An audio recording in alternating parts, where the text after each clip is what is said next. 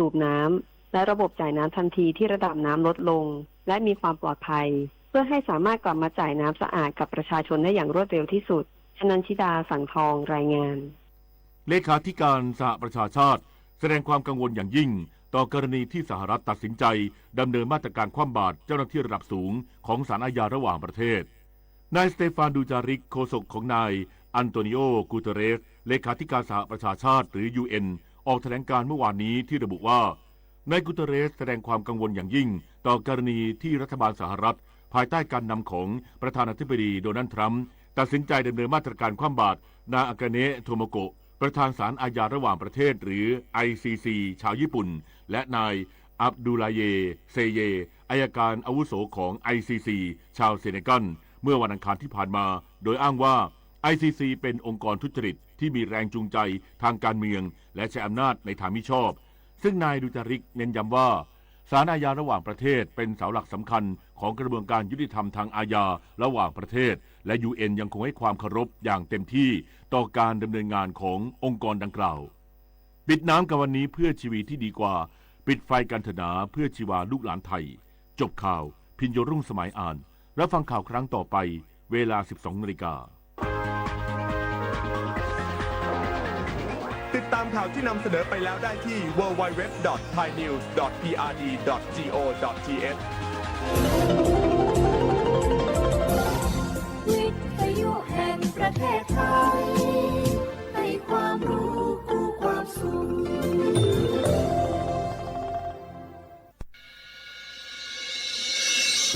สถานีวิทยุกระจายเสียงแห่งประเทศไทยจังหวัดเชียงใหม่ AM 1476 กิโลเฮิรตซ์สถานีวิทยุภาคภาษาชาติพันธุ์แห่งเดียวในประเทศไทยที่มีความทันสมัยเชื่อถือได้สร้างอัตลักษณ์กลุ่มชาติพันธุ์สู่สากล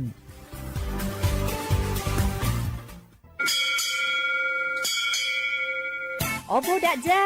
โอบุชเปอร์เหมอซุงคาปอกว่าย้อซงโอดูธรรมาสถานีวิทยุภาษาชาติพันธุ์แห่งเดียวในประเทศไทยทันสมัยเชื่อถือได้แล้วพบกันที่สวทเชียงใหม่ AM 1476 กิโลเฮิรตซ์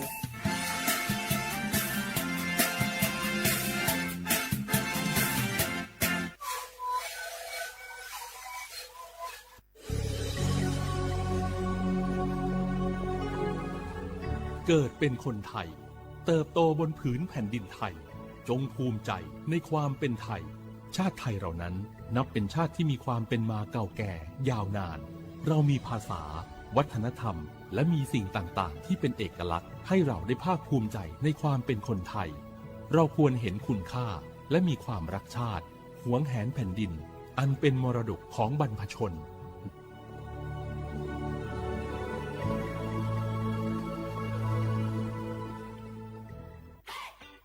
ปี้ยังไงดีเจ้าแม่น้องกำลังเข้าสู่ช่วงสูงวัยและจะดูแลเปิ้ลยังไงดีเจ้า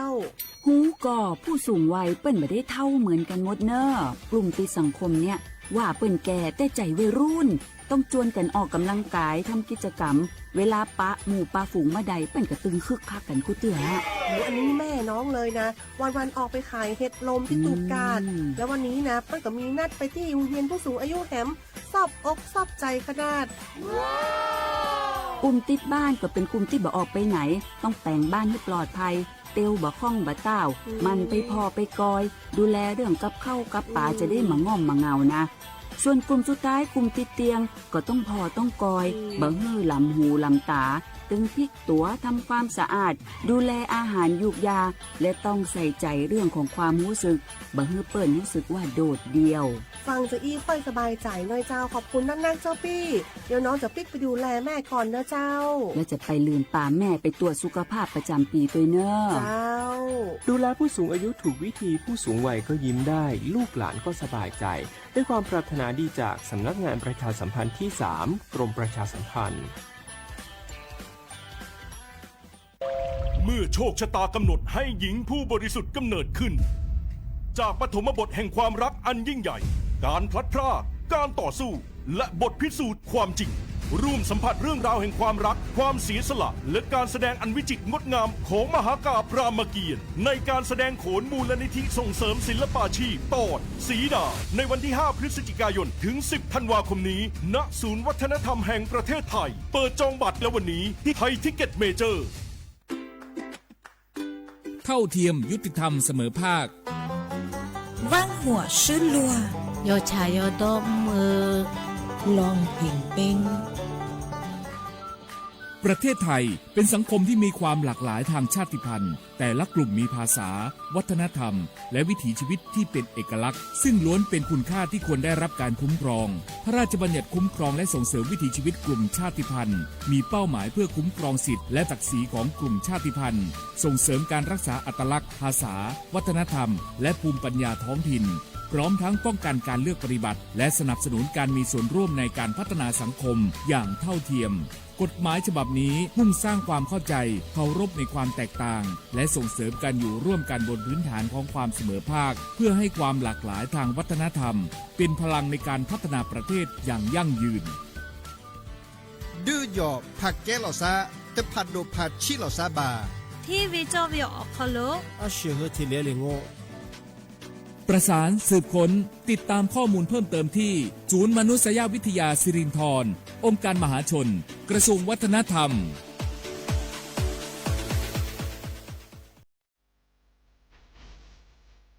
พระราชบัญญัติคุ้มครองและส่งเสริมวิถีชีวิตกลุ่มชาติพันธุ์เป็นกฎหมายที่จัดทำขึ้นเพื่อสร้างหลักประกันให้กลุ่มชาติพันธุ์ในประเทศไทยได้รับการคุ้มครองสิทธิเสรีภาพและศักดิ์ศรีความเป็นมนุษย์อย่างเท่าเทียมกับประชาชนทุกคนโดยมุ่งส่งเสริมให้กลุ่มชาติพันธุ์สามารถดำรงรักษาอัตลักษณ์ภาษาวัฒนธรรมภูมิปัญญาท้องถิ่นและวิถีชีวิตที่สืบทอดกันมาได้ภายใต้กรอบของรัฐธรรมนูญและกฎหมายของประเทศโดยนางสาวสบิดาไทยเศรษฐ์รัฐมนตรีว่าการกระทรวงวัฒนธรรมกล่าวว่ากฎหมายฉบับนี้สะท้อนให้เห็นถึงความสำคัญของความหลากหลายทางวัฒนธรรมซึ่งถือเป็นรากฐานสำคัญของสังคมไทยการที่เรามีพรบออกมาคุ้มครองเมื่อวันที่ 18 กันยายนนะคะ ปี 2568 ก็ถือว่าเป็นอีกก้าวหนึ่งนะคะหรือว่าเป็นก้าวแรกที่จะเป็นการไม่ใช่แค่คุ้มครองวิถีชีวิตชาติพันธุ์แต่ว่าคุ้มครองความหลากหลายทางวัฒนธรรมซึ่งจะทำยังไงให้ทุกท่านนี้สามารถอยู่ร่วมกันในสังคมได้อย่างเท่าเทียมโดยคำนึงถึงศักดิ์ศรีความเป็นมนุษย์ก็ถือว่าจะมีอีกหนึ่งเครื่องมือในการที่จะปกป้องสิทธิต่างๆและทำให้ทุกท่านนั้นสามารถเข้าถึงสิทธิขั้นพื้นฐานประเทศไทยเป็นสังคมที่ประกอบด้วยประชาชนจากหลากหลายกลุ่มชาติพันธุ์เช่นกะเหรี่ยงม้งลาหูลีซูอาคาและอีกหลายกลุ่มที่มีประวัติศาสตร์ภาษาและวัฒนธรรมเป็นเอกลักษณ์ในอดีตกลุ่มชาติพันธุ์จำนวนไม่น้อยประสบปัญหาการเข้าถึงสิทธิขั้นพื้นฐานการเลือกปฏิบัติหรือข้อจำกัดในการดำรงวิถีชีวิตดั้งเดิมกฎหมายฉบับนี้จึงมีเป้าหมายในการสร้างกลไกที่ช่วยลดความเหลื่อมล้ำส่งเสริมการมีส่วนร่วมและเปิดโอกาสให้กลุ่มชาติพันธุ์มีบทบาทในการกำหนดแนวทางการพัฒนาที่สอดคล้องกับบริบทของตนเองสาระสำคัญของพระราชบัญญัติประกอบด้วยการคุ้มครองสิทธิของกลุ่มชาติพันธุ์ในการรักษาและสืบทอดภาษาประเพณีศิลปะวัฒนธรรมความเชื่อและภูมิปัญญาท้องถิ่นการส่งเสริมการศึกษาที่คำนึงถึงอัตลักษณ์ทางวัฒนธรรมการป้องกันการเลือกปฏิบัติด้วยเหตุแห่งความเป็นกลุ่มชาติพันธุ์ตลอดจนการจัดตั้งคณะกรรมการและกลไกต่างๆเพื่อกำหนดนโยบายติดตามผลและประสานความร่วมมือระหว่างหน่วยงานของรัฐองค์กรปกครองส่วนท้องถิ่นภาคประชาชนและผู้แทนกลุ่มชาติพันธุ์นอกจากนี้ยังเปิดโอกาสให้มีการกำหนดพื้นที่คุ้มครองวิถีชีวิตกลุ่มชาติพันธุ์ในบางพื้นที่เพื่อสนับสนุนการอนุรักษ์วิถีชีวิตและการจัดการทรัพยากรตามหลักเกณฑ์ที่กฎหมายกำหนดประโยชน์ของกฎหมายฉบับนี้คือการสร้างความเสมอภาคและลดการเลือกปฏิบัติในสังคมส่งเสริมการอนุรักษ์ความหลากหลายทางวัฒนธรรมและสนับสนุนให้ภูมิปัญญาท้องถิ่นได้รับการสืบทอดสู่คนรุ่นใหม่นอกจากนี้การมีส่วนร่วมของกลุ่มชาติพันธุ์ในการกำหนดนโยบายและการพัฒนาพื้นที่ยังช่วยให้การดำเนินงานของภาครัฐมีความเหมาะสมกับบริบทของแต่ละชุมชนมากยิ่งขึ้นส่งผลให้เกิดการพัฒนาที่สมดุลและยั่งยืนทั้งในด้านเศรษฐกิจสังคมและสิ่งแวดล้อมนำไปสู่สังคมที่เปิดกว้างมีความเข้าใจซึ่งกันและกัน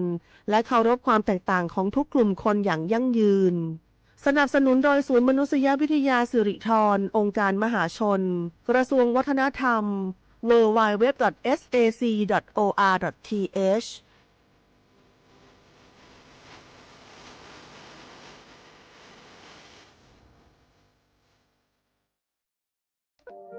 งาคือละหุยาชอเจทอกาไทยมีกเวจอมออเอโลอาสะและไกเปวิทัปปะตองาคือนิมาลูจาวิโยงาคือมีเวอเอโลแลมีจอมอเวอปาโลเกโลมุนอมาโคโลโกอิเปวิโยงาคือเตกาเลเลกางาคือมีจอมอเอโลทะหะเวอคโลยอทะคาทากะดอนอเชตุโยงาออโตแลละหุชอเจเวอตาละหุคอเป้าเสมานะคะโบเพวิโย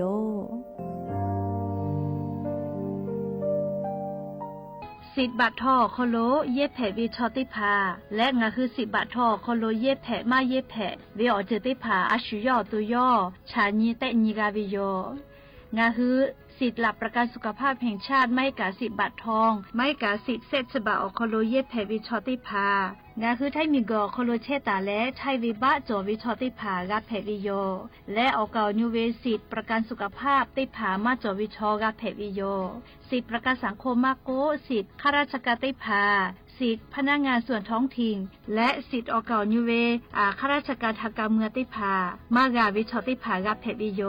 งาคือสิทธิ์รับประกันสุขภาพแห่งชาติ10 บาททองไม่กาสิทธิ์30 บาทก็เวชได้เผาคอโลงาฮือเย็บแผมาเย็บแผเวอเมจอมาจอเวติผาไงงาฮืออตุงาฮือเช่นนิกาวิโยเว็บไซต์สปสชพ่อมาโกแอปพลิเคชันสปสชไลน์สปสชไม่เลยกาสายด่วนสปสชเต้แซ0ชเวทานุข้าโนฮืออตุเช่นนิกาวิโยแม่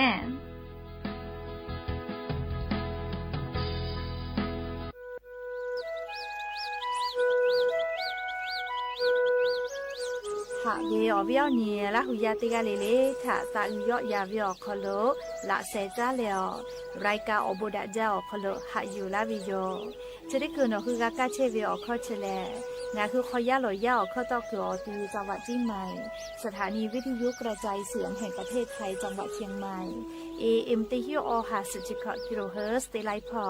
งาคือละหุข้อรายกาอโบดะเจ้าตอไกเชวิโยและงานละหุคอเป้าเชเซมานะคะโบเมวิโยไอนีเลเลติชเตนาลิตาและสาวุมหลอกติชนาลิทักขกายและมเผวิอยาฮินาริควายตาและก็นาริทักขกายติฮาลิเลงาคือละหุคอรายกาอบุดะจาตอไปเชวิโยงาคือละหุยาติกาลิเลกาออคือเปตาและออเลมือทักขกายติแกละหุคอพนาเลอเนคือละหุชอจิเกลติแกออกาปิดะไปเทวิโย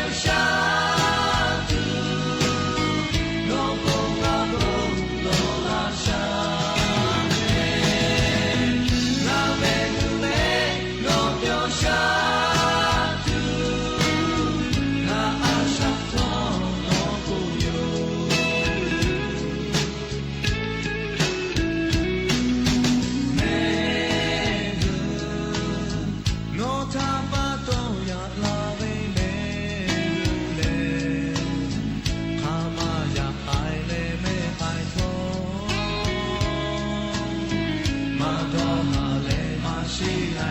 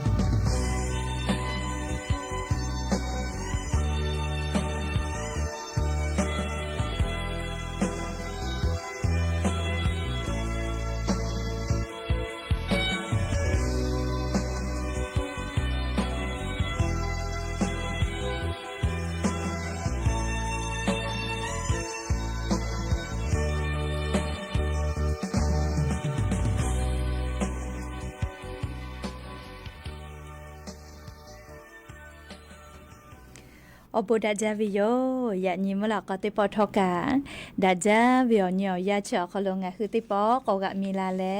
chu pa hu pa lo che ta vi yo ni la hu ya te pha ge yo te ge rai ka obo da ja kholo ga phu ga mo da le o kho ga ko ka da ke che vi tha pa to o lo pe te ga le le tha ta u yo ya vi yo kholo la se cha le yo rai ka obo da ja kholo ha yu la vi yo me hạ biểu biểu nhiều là hủy tế pháo tế gà lì lì cả cha mẹ đò mẹ giúp mẹ cá mẹ hà lệ đo sa treo lên nè chỉ để cho biểu ya cả nàyคือไทยมีก็ขอโลแลมุยขอยาแพวิทัปะตองาคือเตกาเลเลทอกาอเจ้ายาคัสแพตอลาเชเวอานาอากอติผัดะนี่คือตอดะแลปูกากากิตุเตกาเลเลกาอาชุยอโตยอยกาทะคเดญหาซาดักกิสิแมอลอโกเชซาจอซาปื้อเวียอเจติผาแต่ฮอตาวิมาจอฮึกาเวลอโกเลอาชุยอโตยอกะจาเลกาติยูเวติคาเจติจอวิแมจราปะตองาคือราหุยาเตกาเลเลทอกาเชซาจอซากาเพตัวโปเลเตกาเลเลกาจาเวดอเวเชเวจอเวเตจิเลเลพออายีอยู่แลอาชุยอตัวยอยากาทะคเดญหาซาดักอิสิแมและยันยิเวอยาทอชะเดซอคอโลแลยะนิกาสเปออนนิกาเปวิโยยะนิแลฮิฮาปาอกูฮาปาคอโลยะนิเวอยาแลนิชนิกาเปวิโยยะนิแลลันเพวิแมและจะขอทอกานีฮินิชขอขอไม่เลยกานีฮิงาฮาขอชกขออิมขอเพวิโยหาวิวเนี่ยราหุยาติเผาติญิเลเลมุหลอกวิวยาติชตินาลิตาและซาวูมุหลอกติชนาลิทักขกายติญิเลเลงาคือราหุข้อรายกาอบุดะเจ้าคอโลตอกไอเชวิโยแมมวิทยุเรดิโอพอAM ติฮิโอฮาสจิคกิโลเฮิรตซ์ติไลพอเปิดใต้รายการยิมพอเตพอแล Facebook Fanpage สวทเชียงใหม่ AM 1476พอไลฟ์สดติดต่อไปเชียวก็เปิดใต้รายการเลติ๊กตอกเป้ากะนาคาโบช็อปโกเวติ๊กตอกเป้ากะจะได้คือออกจะแจไลฟ์สดติดต่อไปเชวิโยอวิเอาเนี่ยละหุยาติพาลุลาและกากากาโมปุเวลโกอชอปะทะแปะปีแผวิโยติกาติไลค์ติกาติแชร์ติกาติคอมเมนต์กดไลค์กดแชร์ติแล้วโอกาปิดะไปแผวิโยแมมและจุดที่คืองาคืออวิเอาเนี่ยละหุยาติผากากากาโมกเชวิโอข้อต่อคือเฉลสถานีวิทยุกระจายเสียงแห่งประเทศไทยจังหวัดเชียงใหม่สำนักงานประชาสัมพันธ์ที่3กรมประชาสัมพันธ์แผวิโยแม่และยันยิมหลอกวิอยากาอยู่เวลาตาวิซาตาอลอติผาไล่รออยู่เวลาตาวิโยจะได้คืองาคืออลอเปเตลอติเกอยู่เวลาแลกาดะเจดะกิตุเวซาตาแลยันนี้งาคือเมียวคอโลแพกเชเวอเจ้ายามุชามุยิมกะมุฮอพ่อจ้าดะเวซาตาอลอติผาทาอลองาคืออยู่เวลาแลติเกกาดะเจดะกิตุโยแม่ที่เจ้าปากกรมอุตุนิยมวิทยาพ่อยุคือฉันแต่นี่แหละอลอซาตาติผาปิกาลาเว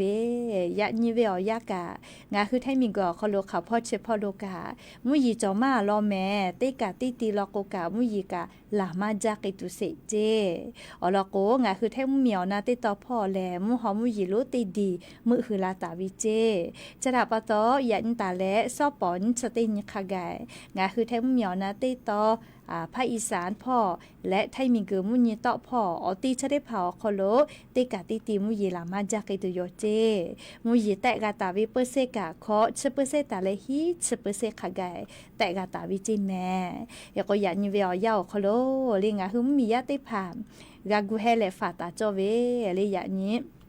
นิชนีฮิฮาปาอกูฮาปาคอโลลิงาคือไทยมีกอคอโลเลขาพ่อมุยีลามาจากิตุเลโกโกงาคือไทยมีอนาติตอพ่อโลมุยีลามาจากิตุโยเจเคโกลาจลาฮาเพตอลาเว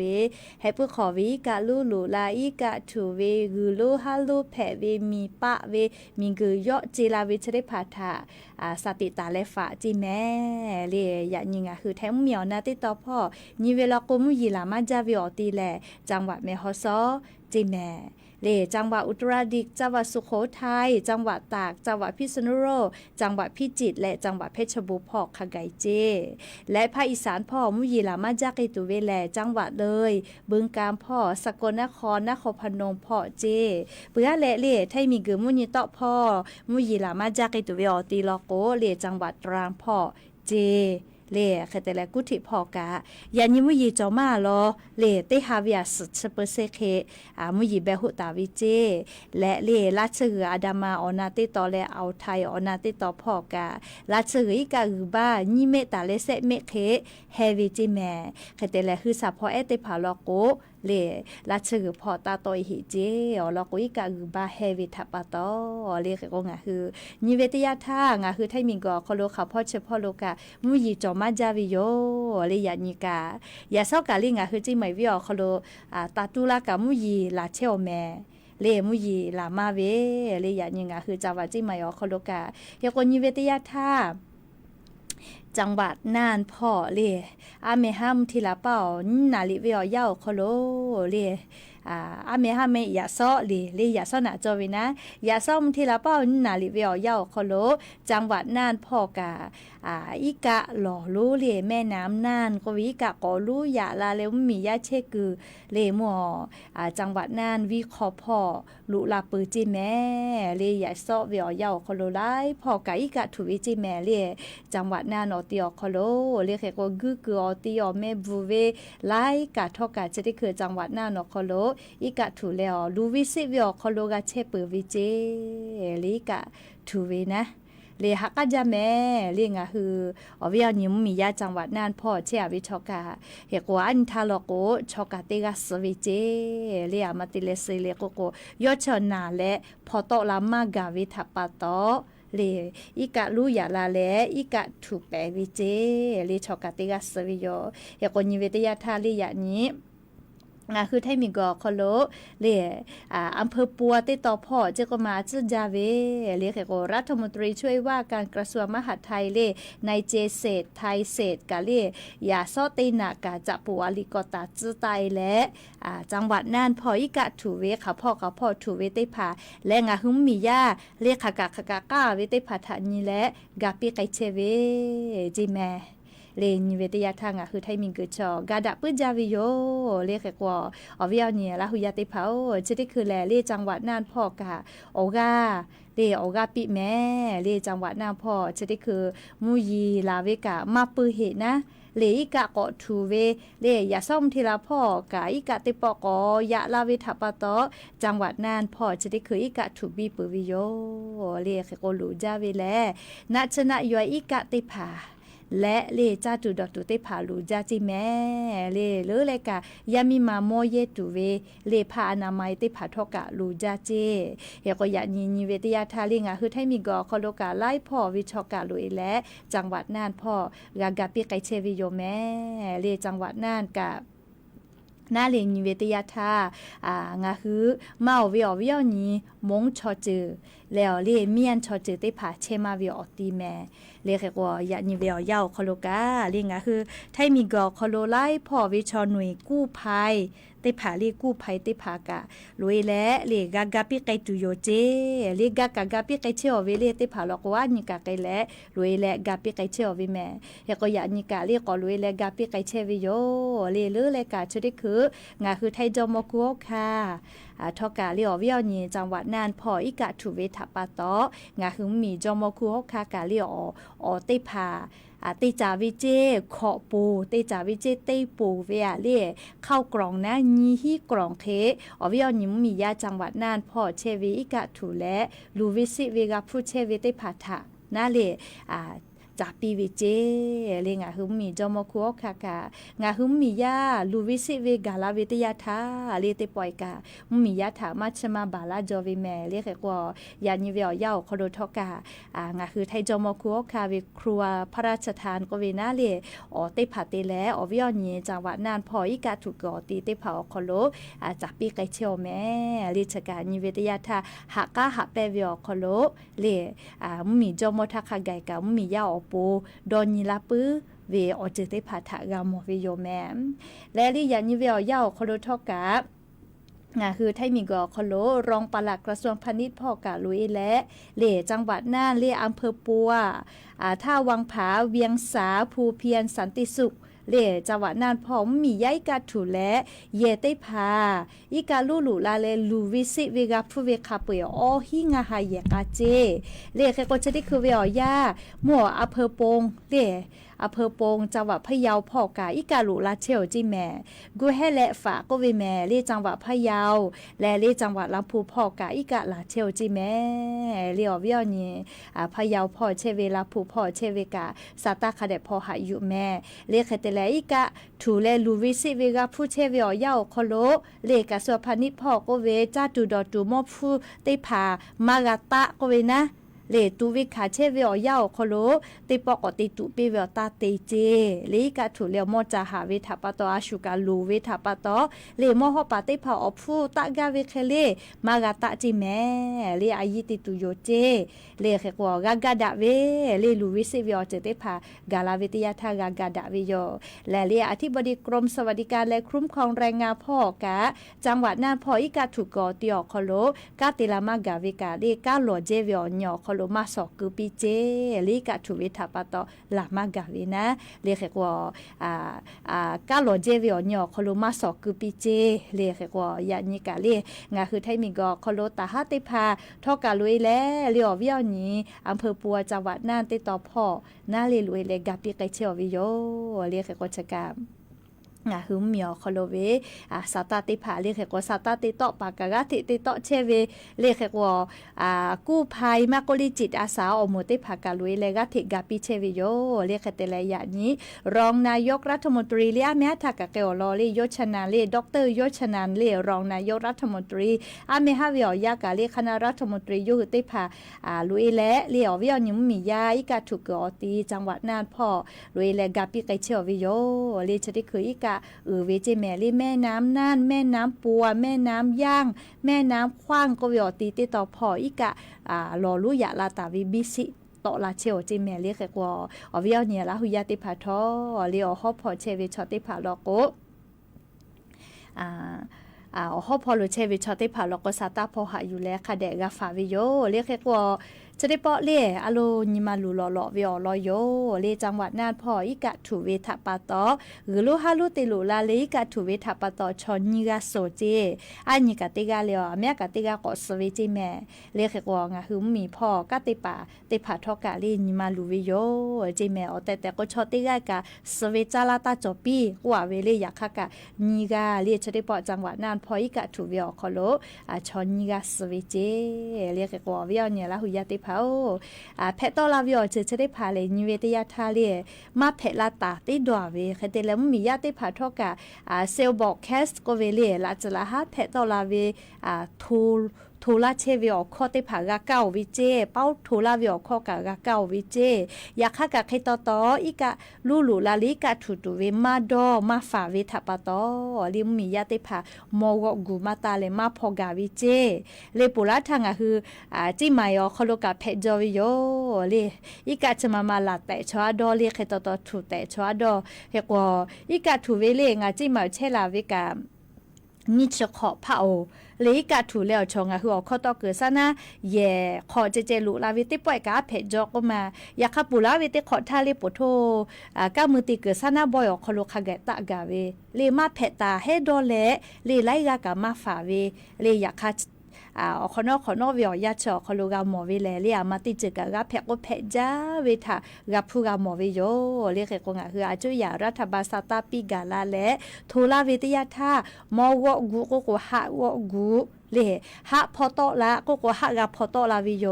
เลลูวิซิเวมากะละหิทากาเนี่ยคือตัวเนี่ยคือหะฝาเวลโกดาเลเพละไทยและกาลาเวลโกเลดอมิกะกะมามีลาเวนาเลชดาปะตองะคือละหุยาติภากาจะขอเป้าสตาติภาคเดพอหาอยู่แม่และลีจังหวัดมีฮอซอพอกาเมฮามุยลาจาเวทาปะตอมีปะเวเจกะอยากอโคโลกามีปะคือมีไฟฟ้าเจปะคือวิจิแม่เรียกให้คนชติคือกายากอเตหาฮีเมสเรียนเตเลจิมาคือลาเวอยากอชติจะไกมากาเจอยากอขัวมีไฟฟ้าเจสุเจติผา ปากเกลือวิเจเรียมีปะจีราวิทัปะตอเรียจังหวะไม่เขาชอบพอกะจะขอเป้ามุยีลาเวเรียลาจาละกูนะนิเวตยาทาเรียไม่เขาชอบพอกะลูวิสิวิทากับฟูวิโยเรียกว่าเวียวเนี่ยละหุยาติพัทกะจะได้เจแลสาตาพอหาอยู่เวียวคอโลลาจะละฮะแพตอลาวิโอจะได้พักกาลาวิทยาทาลิงะคือติกาลิเลกะกากูเฮกากูฟาแล้วเรียจุยารัฐบาลเป้าทุลาเวอคอทางะคือคาเดกานาอยู่วิแม่แต่ก็แลเรียวเวียวเนี่ยละหุยาติพัทะอลอสาตาติพาอยู่เวลาและเรียจะเคชลากาลาวิโยแม่ก็จะเละลิงคือนายกรัฐมนตรีในอนุทินชาญวีรกูลกัวมาเชียวิโยเลนิวซีแลนด์เหมียวคโลมีหัวนากติปาถาจับผู้จามดาและเลียวชอบป้ามือดาเลียวมีต่อมีเวตากะคติปาจะได้วิเจเลยอวิเยเซมาเลยอตัวเลนิวซีแลนด์เหมียวชตินขะไกเจเลขคนนายกรัฐมนตรีมาเชียกะเลียวฮอลโลเวรองนายกติปาเลงคือมียาถาญหาซากไกเชวิโยแม่เลชกะอยู่เวลาแลเรื่องคือราหุยาติพัทธะชป้าอุปาโลวิโอลอสาตาติพาอยู่เวลาแลจะเคชลากาลาวิโยแม่ก็จ้าเละเลย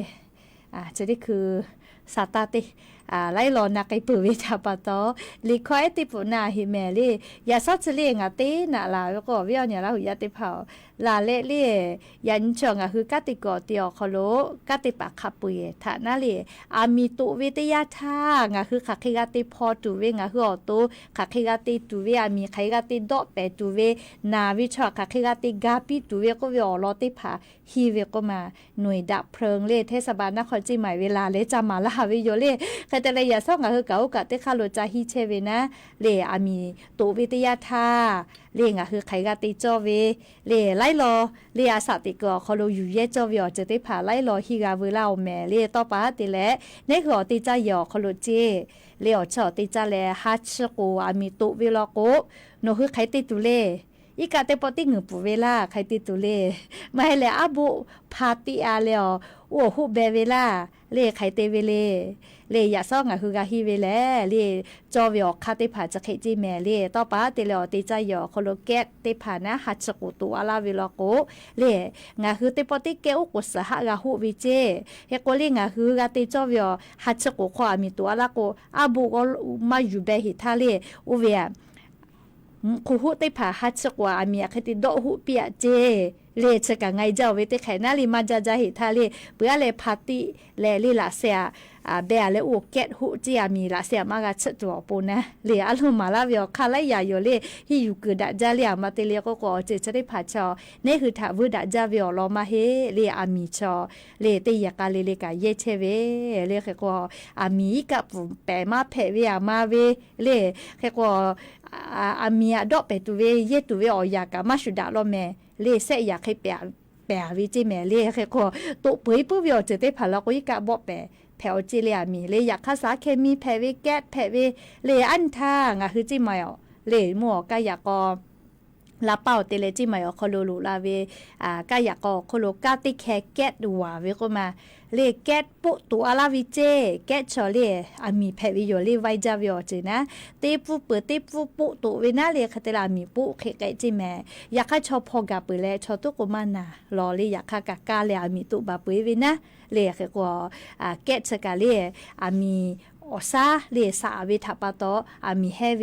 วูกอติอาลาเคเตฮามิเคงะฮือฮากะพอวิจิแม่เลก็งะฮืออะความีแกเยเชเวกาเลคาเดฮูแปะแมวกูคาเดซหัวเลตาลุยเลอลโกอายิจาโลแม่เลเชเวแกตอลาเลโนฮือตาแกมีซพวาลโกเลแกอซาโนฮือติจายอคโลผู้อวิทัปโตนะเลมีนามาคติตุเปียเขาเรียกไกวิจิมีตุพงไกวินาเลจราปตอลิงะฮือราหุยาเยคอมีแกติจาเชเวติเยกาเลเลกะเลติจาปุกคาเดซหัวเลเฮกอติจาเยเชยิมิเอไกจอจวิเจเลยิมิเอมาจอติจาเยแกติผาแต่เลมาติจาจวิจิแม่เลเฮกองะฮือติกาเลเลกะมีเยเวอคโล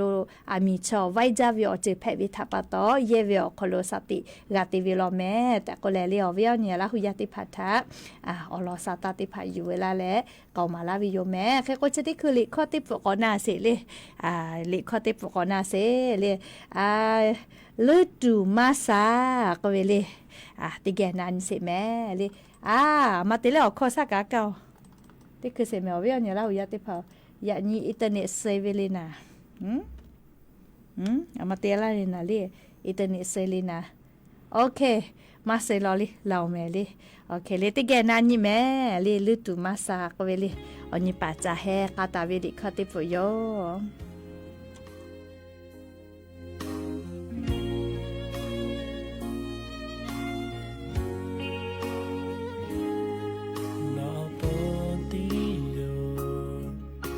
มาชาฮาเลโยโกยาปิโลเงนี้มายันนาทองาใจเลนอนทางายาเวกายตุทาโกเลเงนี้มานาทอนอนทาเวตุโปเอายามาโจเอาแต่หาตาเวทันโนชิเตนิงาเคเลโนทอนขายาตุนางาปิตาเวฮาเวโอกาโคตุมาโดโลงาเวทันโนชิโก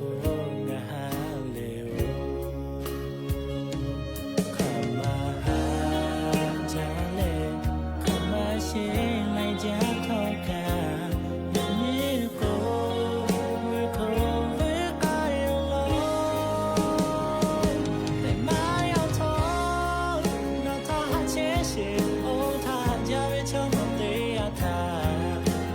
ใช้เลยดูโบ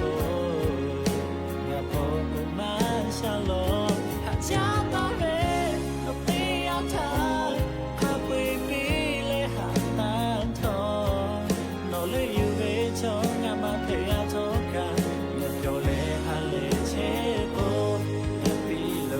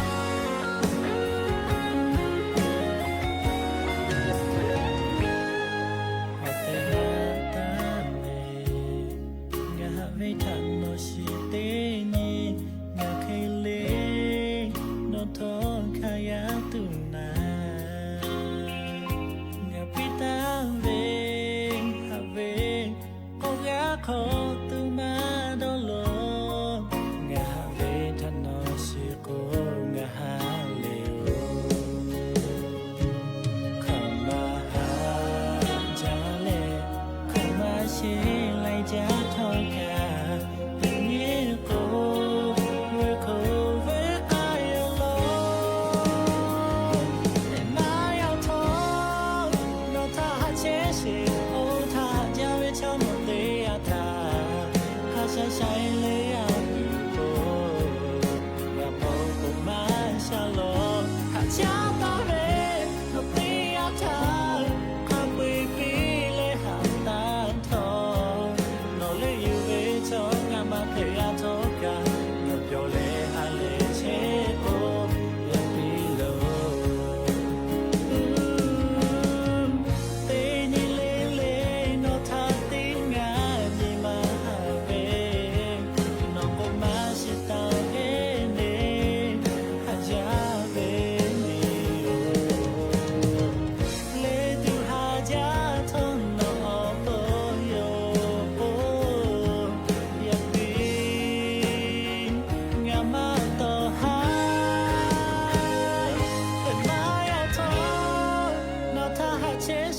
โอ้ถ้าหากจะไม่ชอบนักเตะทา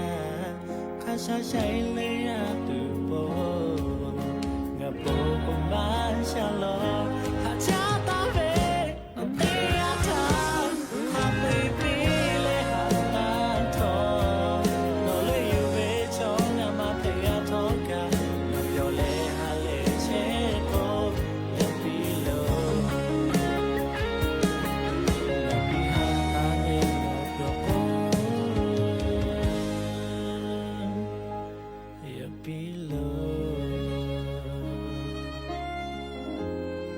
โลแพะโกอย่าปีโลจิแม่เลยจู่ตัวกมาซา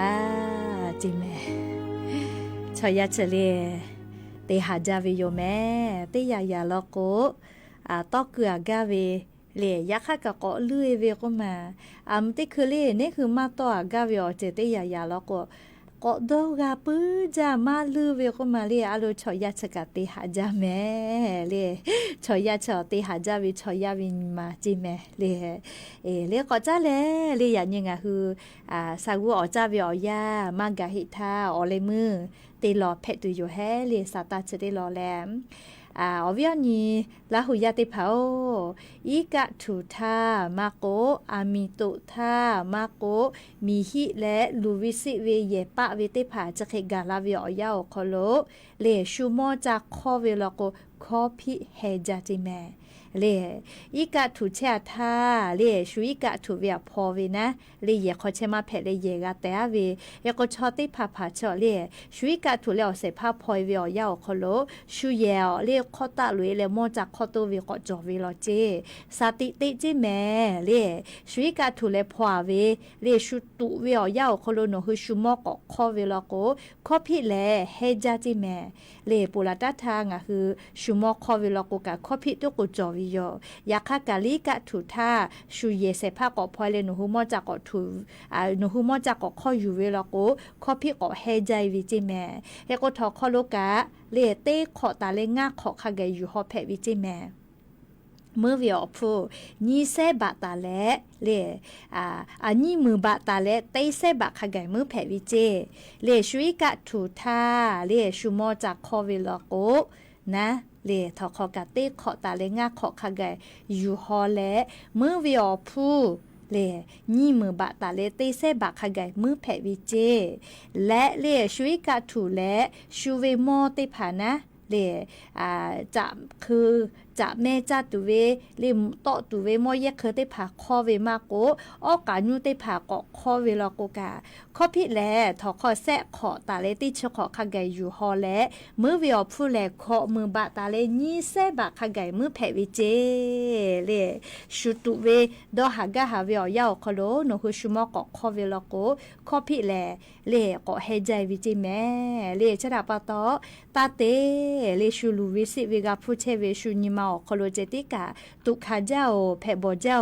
เรชูเพบเจ้าวิอขอชูนิมาลูตูกาเทกอเตเทปิวิชอวิบากาอืจาแม่เรียกว่าชูมอคอวิแล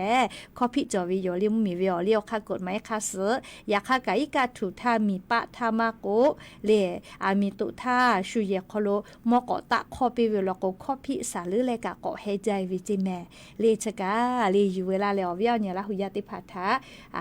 มีวิอเลียวคากฎหมายถ้าจ้าดาวิอลอติผาอยู่เวลาแล้วจะเกิดลาวิโยแม่เฮก็ยันยิมลอก็วิอยาอยู่เวลาตาวิซาตาหอลอติผาจะใครไม่เจติโยแม่รู้ลาเลอกากาพอนาเลโอกาติลาเชเวลิงคือลาหุยา Facebook ไลฟ์สดพอมาโกเลติ๊กตอกเป้าตาเลกาวิทยุเรดิโอพอนาเชเวเตกาเลเลกาอบูจาแม่ยาก็ยันยิมลอก็วิอยาคโลอยู่เวลาตาวิซาตาอรอติผาเลจะใครไม่เจติโยยากวามค่าฮินาริควายทางคือเตปอติแกก็โมดาแม่เรียกว่ายันยิมลอก็วิอยาเลียวเลมือลิคอจะได้ปูอชอดาก็วิถาพอลาติโยติกาเลเลจ้าแม่ดอแม่เชซาจอซาฮาเลดอซาปิแม่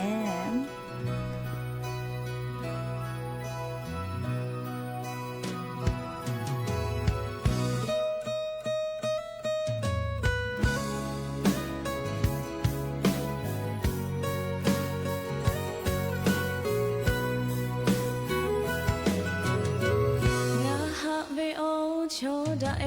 โอโมดาเวมูตีป่วยเคโล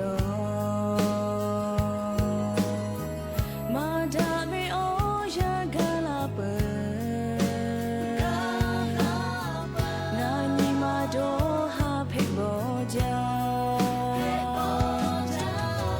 โนทาเตนีอาพาดาโกโ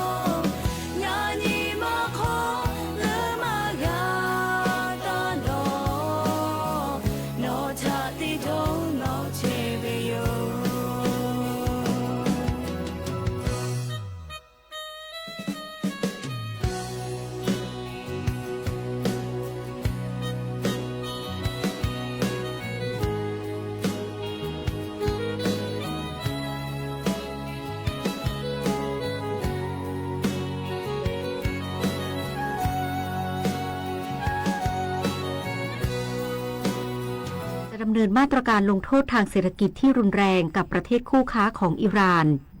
ทีมฟุตบอลหญิงไทยรุ่นอายุไม่เกิน 17 ปีชนะสิงคโปร์ 6-0 ผ่านเข้ารอบรองชนะเลิศในการแข่งขันฟุตบอลหญิงสีการดีเมอร์เดกาคัพ 2020